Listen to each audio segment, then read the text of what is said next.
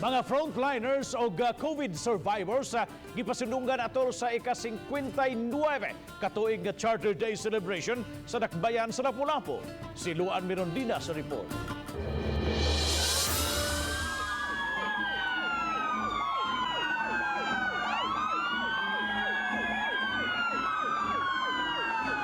Usa ka drive-by salute ang gihatag sa lokal nga kagamhanan ngadto sa mga frontliners o COVID survivors sa Lapu-lapu City atol sa kasaulugan sa ika-59 katuig nga Charter Day celebration sa dakbayan. Sila ang gihulagway nga mga bayani ning padayong pagpakigbatok sa COVID-19. Ang Lapu-lapu City ang usa sa mga dapit nga may labing taas nga recovery rate. If we fail sa frontline, ang ospital may magproblema.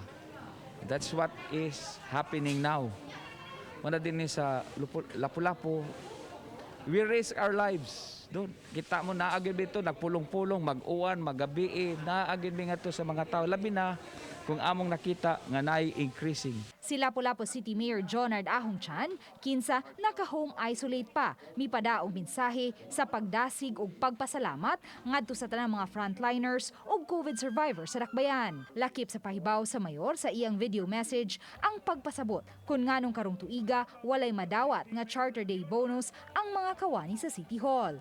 Dakong bahin sa pondo sa lokal nga kagamhanan ang nagamit batok sa COVID-19. Tungod sa krisis, subo nakong ipaybaw nga dili nato mahatag ang naandan nga Charter Day bonus. Atol usab sa Charter Day celebration, gitunol ni Acting Mayor Celsi Sitoy ang 50,000 pesos nga reward money alang sa informant nga miabag sa pagkasikop sa duha ka mga most wanted, pinaagi kang Lapu-lapu City Police Director, Police Colonel Clarito Baha.